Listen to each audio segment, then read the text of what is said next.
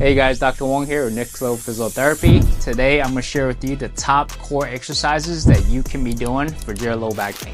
So basically, I think of the core, short for the word corset. The corset wraps around your torso. So you have four walls of the body: front wall, the side wall, and the wall muscles behind your back. So when you're strengthening core muscles, you want to incorporate all those four walls of your body to take pain away from your low back. The first exercise that we're going to do is called core activation push out.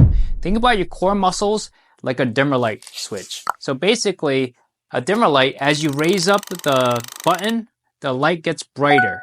So when it comes to the core muscles, it's no different, okay? The way you find it is, imagine your belly button's right here, 4 fingers out, and then you can put 2 fingers pointing in. So if I'm Spider-Man in the ceiling looking down, it's like a V, okay? What you're going to do is you're going to push in your abdominals, and the first thing I want you to do is suck in your stomach without holding your breath, and then you can slowly push out. Okay, most people know how to suck in their stomach. A lot of people don't know how to push out. So eventually, what you want to do is just push out, and you feel this muscle engage, and you feel some tension in this area. That's the core activation push out. You can do this in sitting or lying down on your back. Let's do both versions. So for a lying down version, what you're going to do is lie on your back with the knees bent. From here, you're going to keep a flat back by rotating your pelvis. Without using your legs, you're using your abdominal muscles. From there, you're going to find your belly button, 4 fingers out, push in, and then you're going to push out your stomach muscles until you feel engagement of these abdominal muscles here. Make sure you don't push so hard that you hold your breath. So maintain a flat back, activation of your core muscles. Hold that for 15 seconds for 4 rounds while maintaining the breathing in and out. Nice and easy. The next exercise is a core activation heel tap. What you're going to do is raise both legs up, maintain a flat back, engage the core muscles by pushing out slightly where you're still able to breathe, and then do alternating heel taps. Don't lose a tension at the abdomen area. If this is hard for you to control, what I suggest you do is put pressure in the knees to maintain the activation on one side while you're doing a heel tap on the opposite leg. Then switch off. As you press into your knees, the abdominal has to engage. So that's an alternative to do heel taps if you have trouble activating the core while doing alternate heel taps without usage of your hands. As far as reps is concerned, what you want to do is 5 round trips for 3 sets. The next exercise is what I call dead bug. Basically, it's called a dead bug because if you imagine like a insect on his back, and you spray some Raid on it, basically the insect is filling its arms and legs. So the way you start is you're going to rotate the pelvis using abdominal muscles. Low back is flat. Pick up both legs, maintain flat back, engage the abdominal muscles here so there's some tension to it and you can still breathe. From here, raise both arms up. Now, what you're going to do next is the arm's going to move one way and the opposite leg's going to move the opposite direction. And while you do that, you maintain flat back and core activation.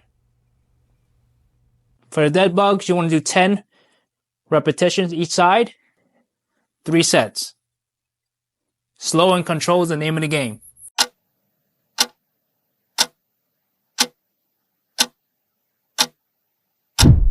So the next exercise is a total body bridge. Basically what you're going to do is you're going to find a stack of 6-inch of blocks or books. Basically you're elevating 6 inches. Put your feet on top and your heel, looking up towards the ceiling. From here, arms are up in the air. You're going to press your heels into the blocks or whatever surface you're on and elevate.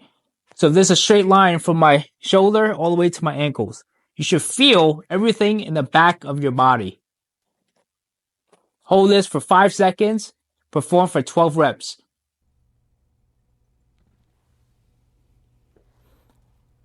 You should not arch your low back when doing this. Make sure you're breathing the whole time. The next exercise is a side plank. There's 2 versions of this. We're going to start with the easier one, then give you the one that's harder. Basically, what you're going to do is be on your side, on your knees, and your forearm. And essentially what you're going to do is don't let this part sag into the floor. And you're going to prop up until it's a straight line between your nose and your groin area. You should feel the abdominals on the lower half, right here. Hold that for 30 seconds for 2 rounds.